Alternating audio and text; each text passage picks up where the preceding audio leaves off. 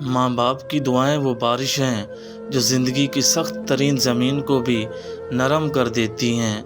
जिसके माँ बाप ज़िंदा हैं उसके लिए जन्नत का दरवाज़ा खुला है, बस कदम बढ़ाने की देर है।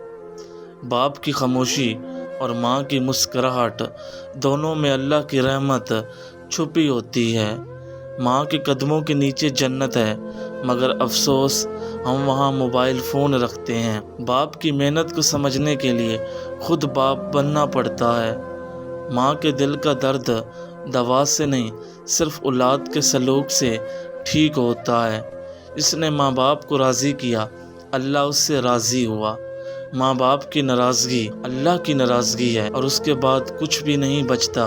बाप का साया अगर हो तो धूप का एहसास नहीं होता।